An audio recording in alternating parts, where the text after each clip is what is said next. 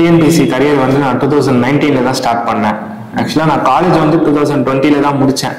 ஆனால் second year ending third year ஸ்டார்டிங்கில் வந்து நம்ம காம்படிட்டிவ் எக்ஸாம் ப்ரிப்பேர் பண்ண ஆரம்பிச்சிடலாம் அப்படின்னு சொல்லிட்டு நான் பண்ணிட்டு இருந்தேன். காலேஜில் ஒரு சைடு கேம்பஸ் இன்டர்வியூ அதெல்லாம் போயிட்டு இருந்தது.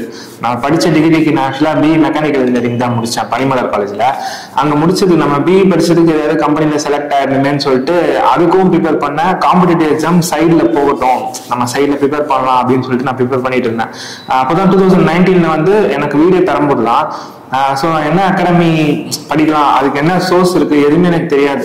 டிஎன்பிஎஸ்சினா என்ன, அதோட மீனிங் மட்டும் தான் தெரியும், தமிழ்நாடு பப்ளிக் சர்வீஸ் கமிஷன் சொல்லிட்டு. அது எப்படி படிக்கணும், என்ன சோர்ஸ் எனக்கு எதுவுமே தெரியாது. அப்போதான் நான் சும்மா கூகுளில் வந்து பார்த்தேன் என்னென்ன அகாடமி எப்படிலாம் இருக்கு அப்படின்னு சொல்லிட்டு பார்த்தேன்.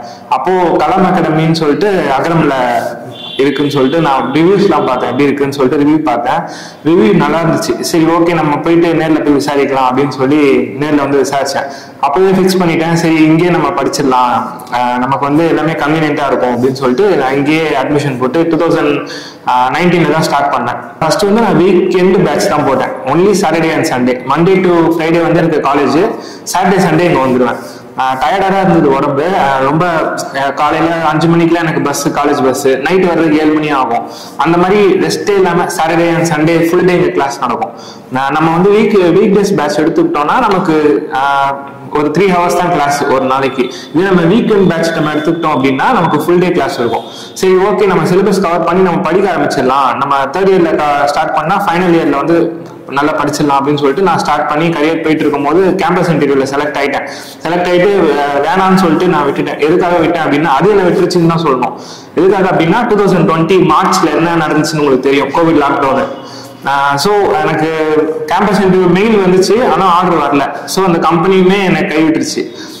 என்னடா இது அப்படின்னு சொல்லிட்டு வீட்டில் தான் இருந்தோம், ஃபுல் லாக்டவுனு. அப்போ நான் அட்மிஷன் போட்டு கொஞ்ச நாள்ல எல்லாமே க்ளோஸ் ஆயிடுச்சு. ஃபீஸ் பே பண்ணிட்டு கிளாஸும் என்ன பண்ணேன்னு தெரியாம உட்காந்துருக்கும் போது ஸ்ரீராம் சார், கலாம் அகாடமியோட டைரக்டர் வந்து என்ன சொன்னார்னா, லாக்டவுன்னா என்னப்பா வீட்டில் உட்காந்து படிக்கலாம்லன்னு சொல்லிட்டு அவர் ஆன்லைன் கிளாஸ் செஷன் ஸ்டார்ட் பண்ணாரு. அதெல்லாம் வந்து ரொம்ப எனக்கு யூஸ்ஃபுல்லாக இருந்துச்சு. ஸ்டார்டிங்ல இருந்து எனக்கு டிஎன்பிஎஸ்சினா என்னன்னே தெரியாதுன்ற ஒரு ஸ்டேஜ்ல இருந்து அப்படியே கொண்டு வந்து ஆன்லைன் செஷனுங்கிறதுனால இண்டிவிஜுவல் கைடன்ஸ் கொஞ்சம் கம்மியா இருந்துச்சு. அப்போ வந்து எனக்கு கொஞ்ச நேரம் படிப்பேன், கொஞ்ச நேரம் ரெஸ்ட் எடுப்பேன். அப்படி இருக்கும்போது சார் வந்து திட்டுவாரு, நீங்க இப்படி இருந்தீங்கன்னா இப்போ இருக்க காம்படிஷனுக்கு எதுவுமே பண்ண முடியாது அப்படின்னு சொல்லிட்டு ரொம்ப திட்டுவாரு. ஆனா திட்டுனா என்ன நினைக்கிறாங்கன்னா ஸ்டூடெண்ட்ஸ், நம்ம வந்து இவர் என்னப்பா திட்டுறாரு, எங்க அப்பா அம்மாவும் என்ன திட்ட மாட்டாங்க, இவர் என்ன திட்டுறது அப்படின்ற மாதிரிலாம் இந்த காலத்துல எல்லாம் நினைக்கிறாங்க. ஆனா வந்து ஒரு குருவா A to Z அவர் வந்து திட்டினாலுமே நம்ம ஒரு டெஸ்ட்ல வந்து அவர் திட்டாரு, அதுக்கு அடுத்த வர கலாம் அகாடமியில வைக்கிற டெஸ்ட்ல வந்து நான் நல்லா பெர்ஃபார்ம் பண்ணிட்டேன் அப்படின்னா அவர் வந்து அப்ரிஷியேட் பண்ணுவாரு, டிமோட்டிவேட் பண்ணவே மாட்டாரு. எப்பவுமே வந்து அவர் மோட்டிவேட் பண்ற, திட்டுறதுக்காக தான் மோட்டிவேட்டே பண்ணுவாரு. ரொம்ப என்ன சொல்றது, ஒரு கூட பிறந்தவங்களா எப்படின்னா எப்படி இருப்பாங்க அந்த மாதிரி ரொம்ப கேரிங்கா இருந்து இண்டிவிஜுவலா ஃபோன் பண்ணுவாரு, வீட்டுக்கு ஃபோன் பண்ணி ஏன் இன்னைக்கு கிளாஸ் வரல அப்படின்ற மாதிரி எல்லாம் கேட்பாரு. அதெல்லாம் வந்து அக்செப்ட் பண்ணிட்டு நம்ம சார் தானே, நம்ம நல்லதுக்கு தானே சொல்றாரு, நம்ம அக்செப்ட் பண்ணி டெஸ்ட் நல்லா போட்டு எனக்கு வந்து ஃபர்ஸ்ட் அட்டெம்ப்ட்லயே குரூப் 2 வந்து அப்போதான் 2020-21 2 வருஷம் லாக்டவுன் எல்லாருக்கும் தெரியும். அப்போ வந்து பிரைவேட் கம்பெனி எல்லாமே மூடிட்டாங்க. ஆனா அப்போதான் அந்த கவர்மெண்ட் என்னன்னு சொல்லி எனக்கு தெரிஞ்சது. கவர்மெண்ட் எம்ப்ளாயிஸ்க்கு மட்டும் சேலரி வந்துட்டே இருந்தது. என்ன அவங்க வேலைக்கு போனாலும் சரி போனாலும் சரி மாச கடைசியானா சம்பளம் வந்துடும். அப்போதான் அந்த கவர்மெண்டோட பவர்னா என்னன்னே தெரிஞ்சுது. நம்ம வந்து இதை விடக்கூடாது. அதுக்காக தான் எல்லாம் 1 லட்சம் ரூபாய் பிரைவேட்ல வாங்கினாலும் எதுக்காக ஒரு 30,000-40,000 கவர்மெண்ட்ல கிடைக்குதுன்னு ஏன் வராங்க அப்படின்னா பவர், ஃபர்ஸ்ட் பவர், செகண்ட் செக்யூர்டான ஒரு லைஃப், செக்யூர்டான ஃபேமிலி. இது எல்லாமே தான் நம்ம சொசைட்டில வந்து இந்த காலத்துல ரொம்ப இம்பார்ட்டன்ட். அன்எம்ப்ளாய்மெண்ட் ரேட் எந்த அளவுக்கு போச்சுன்னு கோவிட் டைம்ல நம்ம எல்லாருக்குமே தெரியும். அப்புறம் 2 வருஷம் ஃபுல்லா கிளாஸ், ஆன்லைன் கிளாஸ் தான் சார், ஃபுல்லா விடவே இல்லை. லைவ் கிளாஸும் வைப்பாரு, ஆன்லைன் கிளாஸும் வைப்பாரு. கொஞ்சம் நம்ம ரிலாக்ஸேஷன் கவர்மெண்ட் பண்ணிடுச்சுன்னா நேரில் வாங்கன்னு சொல்லிடுவாரு, இல்லை அப்படின்னா ஆன்லைன் கிளாஸ் போயிட்டு இருக்கும். 2021 முடிச்சு 2022 பிப்ரவரி அப்போ நோட்டிபிகேஷன் வந்துச்சு, இந்த வாட்டி நம்ம பிடிச்சிடணும் எப்படியாதுன்னு சொல்லிட்டு ரொம்ப கஷ்டப்பட்டு படித்தேன். நான் வந்து லிபரலான ஸ்டூடெண்ட் தான். கலாம் அகாடமியில டெஸ்ட் வைப்பாங்க, நான் டாப்பர் வர மாட்டேன். சுத்தேவ்னு ஒருத்தர் இருக்காரு, ஹம்சப்பிரியான்னு ஒருத்தங்க இருக்காங்க, என்னோட பேட்ச் 2019 பேட்ச்ல இவங்கலாம் டாப்பரா வருவாங்க. நான் 30-40 ரேங்க்ல இருப்பேன். நான் யோசிப்பேன், ஒரு 100 பேர் 150 பேருக்குள்ளேயே நம்ம 30-40 இருக்கோம், லட்சக்கணக்கான காம்படிஷன்ல நம்ம எப்படி வரப்போறோம் அப்படின்னு சொல்லி நான் செல்ஃபா யோசிப்பேன். சார்ட்டெல்லாம் ஷேர் பண்ணிக்க மாட்டேன். ஷேர் பண்ணா திட்டுவாரு, ஏன் பண்ணி இப்படி யோசிக்கிறேன் அப்படின்னு சொல்லி இது பண்ணுவாரு. அப்புறம் நான் சார்கிட்ட கேட்டேன், சார் இந்த மாதிரிலாம் இருக்கு சார், எனக்கு டெஸ்ட்டும் அவ்வளவா மார்க் வர முடியல அப்படின்னா, எல்லாரும் அப்படி இருந்தாப்பா கத்துக்க முடியும், நீ வந்து விட்டுறாத, உனக்கு ஏஜ் இருக்கு. என்னோட ஏஜ் ஸ்டார்ட் பண்ணும்போது 21. இந்த ஏஜ்ல நீ பிடிச்சனா கண்டிப்பா சர்வீஸ் வாங்கிட்டு உனக்கு நல்ல போஸ்டிங்கே கிடைக்கும்னு சொல்லிட்டு நல்ல மோட்டிவேட் பண்ணாரு. அந்த மோட்டிவேஷனோட படிச்சு பிலிமினரி பாஸ் பண்ணேன். பார்டர் மார்க் தான் 146 தான் போட்டேன். நான் ஆக்சுவலா என்னோட கம்யூனிட்டிக்கு வந்து 146 கிடைக்குமா கிடைக்காதான்னு சொல்லிட்டு ரொம்ப ஒரு நம்ம எல்லாருமே சோசியல் மீடியால எல்லாம் பார்ப்போம், கிடைக்குமா கிடைக்காதா, இந்த கட் ஆஃப் வருமா வராதான்னு சொல்லிட்டு. பிலிம்ஸ் ஒரு வழியா 50,000 பேருக்குள்ள வந்துட்டோம். அப்போதான் எனக்கு ஒரு ஹோப் கிடைச்சது. 10 லட்சம் பேர் அப்ளை பண்ணிருக்காங்க குரூப் 2 அப்படின்னா டாப் 50,000 நம்ம இருக்கோம், ஏன் நம்ம டாப் 5,000 வர முடியாதுன்னு சொல்லிட்டு எனக்கே ஒரு செல்ஃப் கான்பிடன்ஸ் வந்துச்சு. அப்புறம் சார் தனியா கூப்பிட்டு பிலிம்ஸ் கிளியர் பண்ண எல்லாருமே கூப்பிட்டு ஒரு இண்டிவிஜுவல் கைடன்ஸ் கொடுத்தாரு. கண்டிப்பா முடியும், நான் சொல்ற மாதிரி பண்ணுங்கப்பா, கண்டிப்பா முடியும் அப்படின்னு சொல்லி நல்லா மோட்டிவேட் பண்ணாரு. எப்படி பேப்பர் பிரசன்டேஷன் பண்ணணும், என்ன பண்ணா மற்றவங்களை விட நம்ம தனியா காட்ட முடியும், நம்ம கண்டென்ட்டும் கொடுக்கணும், பேப்பரும் கம்ப்ளீட் பண்ணணும், பேப்பர் பிரசன்டேஷனும் பண்ணணும், எல்லாமே வந்து பக்கவா இருக்கும். Hand writing it's not important. நம்ம வந்து கொடுக்குற கண்டென்ட் வந்து கரெக்டா இருந்துச்சுன்னா, அவங்க கேட்கற கொஸ்டினுக்குள்ளேயே நம்ம கடைசி வரைக்கும் நம்ம டிராவல் பண்ணிட்டோம் அப்படின்னா நமக்கு ஃபுல் மார்க் கிடைச்சிடும். அது மட்டும்தான் எனக்கு சார் கடைசி வரைக்கும் சொன்னாரு. கஷ்டப்பட்டு ஒரு வழியா 1 வருஷம் 6 மாசம் 7 மாசம் மெயின்ஸ் ஃபுல்லாவே பிளட்ஜோட படிச்சுட்டு எனக்கு என்னன்னா ரைட்டிங் ஒர்க் நல்லா வரும், ரைட்டிங் ஸ்பீட் நல்லா வரும். எனக்கு பேப்பர் கம்ப்ளீஷன்லாம் ஃபர்ஸ்ட் தெரியவே தெரியாது. ஒரு கொஸ்டின் கேட்கறாங்கன்னா அன்எம்ப்ளாய்மெண்டோட இஷ்யூ என்னன்னு கேட்கறாங்கன்னா, நம்ம வாட் இஸ் அன்எம்ப்ளாய்மெண்ட் ஒரு லைன் எழுதிட்டு அதுக்கப்புறம் ஃபுல்லா அன்எம்ப்ளாய்மெண்டோட இஷ்யூ பற்றி மட்டும் தான் எழுதணும். நம்ம அதை தாண்டி எதுவுமே எழுதக்கூடாது. அப்படி எழுதணும் அப்படின்னா அவங்களுக்கு என்ன தெரிஞ்சிடும்னா, அவன் வந்து ஒரு பேப்பர் கம்ப்ளீட் பண்றன்ற மோட்டிவேஷன்ல எழுதியிருக்கான், அவன் கண்டென்ட் கொடுக்கணும்ன்ற ஒரு மோட்டிவேட்ல எழுதல அப்படின்றது பேப்பர் கரெக்ஷன் பண்றவங்களுக்கு தெரிஞ்சிடும். அந்த மாதிரி ஒரு டெஸ்ட்லயும் அவங்க சார் ரிவ்யூ சொல்லும் போது எனக்கு அவ்வளோ ஒரு இதுவா இருந்துச்சு. ஒரு விதத்துல என்னடா இவரு என்ன பண்ணாலும் நம்மளை திட்டுற மாதிரியே இருக்கு அப்படின்ற மாதிரி இருந்தாலுமே, இப்ப இருக்க காம்படிஷனுக்கு நம்ம மத்தவங்களை 10ஓட 11 இல்லாம தனியா காட்டணும் அப்படின்னா என்ன பண்ணுன்றது சார் எனக்கு சொன்னாரு. அந்த மாதிரி அவர் சொன்ன மாதிரி அவரோட கைடன்ஸ்லயே டிராவல் பண்ணி மெயின்ஸ் எக்ஸாம் ஒரு வழியா வந்துச்சு.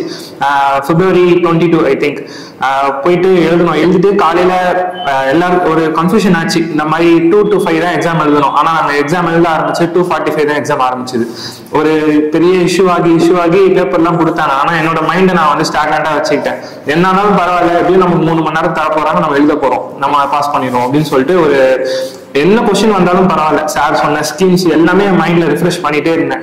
பண்ணிட்டு சாயங்காலம் எக்ஸாம் முடிச்சுட்டு வந்து சார்கிட்ட சொன்னேன், சார் இந்த மாதிரி நல்லபடியா எழுதிட்டேன் சார் அப்படின்னு சொன்னேன். மெயின்ஸை பொறுத்த வரைக்கும் டிஸ்கிரிப்டிவ் டைப் வந்து நல்லா எழுதி மார்க் கம்மியானவங்களும் இருக்காங்க, ஒண்ணுமே லைட்டா ஓரளவுக்கு கண்டென்ட் கொடுத்துட்டு பாஸ் பண்ணவங்களும் இருக்காங்க. அது ஏன் அப்படின்னா, ஹேண்ட் ரைட்டிங் வந்து ஒரு இஷ்யூவே கிடையாது. எவ்வளவு குண்டா எழுதுறவங்களும் இருக்காங்க, சின்னதா எழுதுறவங்களும் இருக்காங்க. நம்ம கொடுக்குற கண்டென்ட் தான் அங்க பேசுமே. அவங்க கேட்டிருக்க கொஸ்டினுக்கு நம்ம ஆன்சர் பண்றோமா? எல்லாரும் ஹேண்ட் ரைட்டிங் சூப்பரா எழுதிருப்பாங்க, பிரசன்டேஷன் நல்லா பண்ணிருப்பாங்க, ஆனா கேட்கிற கொஸ்டின் அவுட் ஆஃப் வெளியே போயிட்டு நிறைய எழுதுவாங்க. எனக்கு வந்து சரியா அந்த டைம்ல ஞாபகம் இல்லைன்னு சொல்லி அதை விட்டு வெளியே எழுதுவாங்க. அப்படி எழுதணும்னா நமக்கு மெயின்ஸ் வந்து கண்டிப்பா கம்மியா தான் மார்க் வரும். அவங்க என்ன கேட்டிருக்காங்களோ கிறிஸ்பியா அதை கொடுத்துட்டு வந்தோம்னா நம்ம எவ்வளவு கிறுக்கி எழுதினாலும் நமக்கு மார்க் உண்டு. அதுதான் நான் வந்து இந்த மெயின்ஸ் எக்ஸாம்ல புரிஞ்சுக்கிட்டேன். எல்லாமே எனக்கு இது ஃபர்ஸ்ட் அட்டெம்ப்ட் தான். பிலிம்ஸும் சரி மெயின்ஸும் சரி ஃபர்ஸ்ட் அட்டெம்ப்ட் தான். லாக்டவுன் இல்லைன்னா மேபி குரூப் 4 முன்னாடி வந்திருக்கும், அதெல்லாம் கொஞ்சம் எழுதிருப்பேன். நான் எழுதும் போதும் குரூப் 4 சைமல்டேனியஸா வந்துச்சு. ஆனா குரூப் 4 கான்சென்ட்ரேட் பண்ணல. மெயின்ஸ் நம்ம படிச்சுட்டு இருக்கோம், மெயின்ஸ் நல்லா எழுதிடலாம் சொல்லிட்டு மெயின்ஸ் எழுதி எக்ஸாம் ரிசல்ட் வந்துச்சு. phase 1 phase 2 இன்டர்வியூ போச்சு. அப்போ அதில் நான் வரல, ஆனா phase 3 எனக்கு வந்துச்சு. வரும்போது ரொம்ப சந்தோஷமா இருந்துச்சு. phase 3 நமக்கு வந்துச்சுன்னு சொல்லிட்டு இன்டர்வியூ அட்டன் பண்ணேன். இன்டர்வியூல எனக்கு அவ்வளவா கிடைக்கல. சார் கிட்ட இன்டர்வியூக்கு முந்தின நாள் தான் நான் சார்கிட்ட பேசினேன். மேபி நான் ஒரு 2-3 days முன்னாடி பேசியிருந்தா நிறைய இன்புட் கொடுத்துருப்பாரு. நான் இன்டர்வியூக்கு முந்தின நாள் தான் பேசினேன். ஸோ இதை மட்டும் நீ பேசிட்டு வாப்பான்னு சொன்னாரு. அவங்க வந்து ரொம்ப டெப்தா கொஸ்டின் கேட்கும் போது என்னால ஆன்சர் பண்ண முடியல. சரி ஓகே, நம்மளுக்கு இவ்வளவுதான் போல அப்படின்னு சொல்லிட்டு நல்லே வந்துட்டேன். வந்து ஒரு 1 month அப்புறம் April 24 இன்டர்வியூ நினைக்கிறேன். அப்புறம் April 24 தான் ரிசல்ட் வந்துச்சு. ரிசல்ட் வரும்போது ரேங்க் வந்து அப்பதான் தெரிஞ்சுது. ஓவரால் ரேங்க் வந்து 182ல இருக்கேன் ஆல் ஓவர் தமிழ்நாடு. அப்புறம் வந்து கம்யூனல் ரேங்க் 122ல இருக்கேன் அப்படின்னு சொல்லிட்டு ஒரு சந்தோஷமான ஒரு நியூஸ் கிடைச்சது. அப்புறம் தான் சரி நமக்கு ஒரு போஸ்டிங் கன்ஃபார்மா இருக்கு அப்படின்ற ஒரு கான்ஃபிடன்ஸ் வந்துச்சு. வந்ததுக்கு அப்புறம் கவுன்சிலிங் அட்டன் பண்ணோம். கவுன்சிலிங்ல வந்து ஃபர்ஸ்ட் டே கவுன்சிலிங்லேயே போனேன். போயிட்டு ஏஎஸ்ஓ செக்ரட்டரியேட் எனக்கு கிடைக்கணும்னு ஆசைப்பட்டேன். ஆனா செக்ரட்டரியேட் வந்து எனக்கு முன்னாடி இருக்கிறவங்க அதை எடுத்துக்கிட்டாங்க. அவ்வளவு பேரா சென்னையில இருக்க போறாங்க அப்படின்னு ஒரு மித்தோட யோசிச்சுட்டே போனேன். அதே மாதிரி எடுத்துட்டாங்க. ஏஎஸ்ஓ செக்ரட்டரியேட் ஃபுல் ஆயிடுச்சு. 9 வேகன்சி தான் இருந்தது ஏஎஸ்ஓ டிஎன்பிஎஸ்சி. என்னோட கம்யூனலுக்கு ஒரே ஒரு வேகன்சி தான் இருந்துச்சு. அது வந்து எனக்கு கிடைச்சது. ஏஎஸ்ஓ டிஎன்பிஎஸ்சி கேட்டேன், அவங்க இருக்குப்பா எடுத்துக்கோ அப்படின்னு சொன்னாங்க. ரொம்ப சந்தோஷமா இருந்தது. அப்புறம் கவுன்சிலிங் முடிஞ்சோன்னா சார் கிட்ட வந்து பிளெஸிங்ஸ் வாங்கினேன். சார் இல்லைன்னா இந்த அளவுக்கு நான் ஃபர்ஸ்ட் அட்டம்ப்ட்ல கிளியர் பண்ணிட்டோங்கிறது இம்பாசிபிள். அதுவும் ஒரு மெயின்ஸ் எழுதணும்னா எல்லாருமே குரூப் 1 யூபிஎஸ்சி லெவல்ல படிச்சவங்க தான் மெயின்ஸ் எழுதுறாங்க. ஒரு ஃபர்ஸ்ட் அட்டம்ப்ட்லேயே கிளியர் பண்ணோம் அப்படின்னா அதுக்கான ஸ்டஃப் இருந்தால் தான் முடியும். அந்த ஸ்டஃப் வேணும்னா கரெக்டான கைடன்ஸ் இருக்கணும், கரெக்டான மோட்டிவேஷன் இருக்கணும். ரெண்டும் இல்லாம கண்டிப்பா கிளியர் பண்ணவே முடியாது. அதனால நான் ஸ்ரீராம் சார் வந்து ரொம்ப தேங்க் பண்ணிக்கிறேன். இப்போ நான் வந்து இந்த பிரைவேட் என்னை விட்டுருச்சேன்னு சொல்லிட்டு நான் ஃபீல் பண்ணிட்டு இருந்தேன். இப்போ எனக்கு வந்து அது நான் திரும்பி பாக்குறேன். இப்போ நான் கவர்மெண்ட் எம்ப்ளாயி ஆயிருக்கேன் அப்படின்னு சொல்லிட்டு நான் ரொம்ப இது பண்றேன். அதுக்கு மோட்டிவேட் பண்ணது மெயினான ரீசன் கலாம் அகாடமி தான். அவங்க வைக்கிற டெஸ்ட், அவங்க கொடுக்குற இன்புட் ஒன்னே ஒண்ணுதான். என்னன்னா 10 அகாடமில இருந்து நோட்ஸ் வாங்கி படிக்கிறதுக்கு ஒரே அகாடமில நோட்ஸ் வாங்கி 10 வாட்டி படிச்சோம்னா கண்டிப்பா கிளியர் பண்ணலாம். என்னோட இது அதுதான். நான் நிறைய நோட்ஸ் சோர்ஸ் வாங்குவேன், யூடியூப்ல தேடுவேன், என்ன பண்ணலாம் அடுத்து என்ன பண்ணலாம், எல்லா அகாடமில இருந்து நோட்ஸ் எடுப்பேன். ஒரு பாயிண்ட்டுக்கு ஒரு சிலபஸ்ல ஒரு கண்டென்ட்டுக்கு நான் 1008 இது எழுதுவேன். அப்படி எழுதாம நம்ம கிளாஸ்ல என்ன சொல்லியிருக்காங்க 10 பாயிண்ட், அந்த 10 பாயிண்ட் 10 வாட்டி படிச்சாலே அதை பிரசென்ட் பண்ணிறதுக்கு நமக்கு கண்டிப்பா யூஸ்ஃபுல்லா இருக்கும். அதனால வந்து நம்ம அகாடமியை மட்டும் தான் நம்பணும். நம்ம அவங்க சொல்றதுதான் மந்திரம்ன்ற மாதிரி நம்ம நினைச்சு படிச்சோம்னா வேற எதுவுமே காலைல வாங்க கூடாது. நம்ம டெஸ்ட் அட்டன் பண்ணும் போது வேணா நம்ம வெளியே போய்க்கலாம், நம்ம அகாடமிலையும் அட்டன் பண்ணிக்கலாம், வெளியவும் போய்க்கலாம். என்ன டெஸ்ட் பொறுத்த வரைக்கும் காமன் தமிழ்நாடு ஃபுல்லா எப்படி வேணா யார் வேணா எல்லாரோட ஆங்கிள்லயும் அவங்க யோசிச்சு கொஸ்டின் எடுத்திருப்பாங்க. நம்ம அட்டன் பண்ணும்போது நமக்கு அது வந்து நல்ல ஒரு நாலேஜ் கொடுக்கும். ஸோ நம்ம டெஸ்ட் அட்டன் பண்ணும்போது இது பண்ணிக்கலாம். மற்றபடி நம்ம படிக்கிறதுக்கு நம்ம சோர்ஸ் வந்து நம்ம அகாடமி மட்டும்தான்.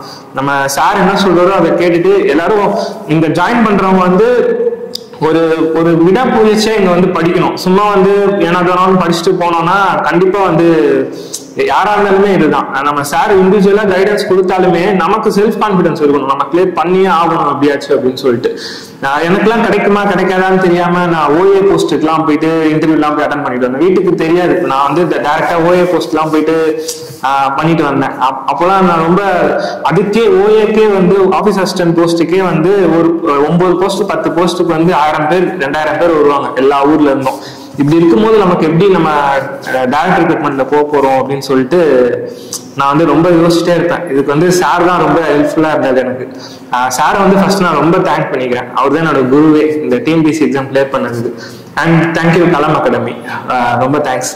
அரசு அதிகாரியாகும் உங்கள் கனவை நினைவாக்கும் தமிழகத்தின் தலை சிறந்த போட்டித் தேர்வு பயிற்சி மையம். 1000க்கும் மேற்பட்ட வெற்றி கதைகள், 400 மாணவர்களின் முதல் முயற்சி சாதனைகள், 100க்கு 89% தேர்ச்சி பயணங்கள். Kalam IAS academy, Chennai.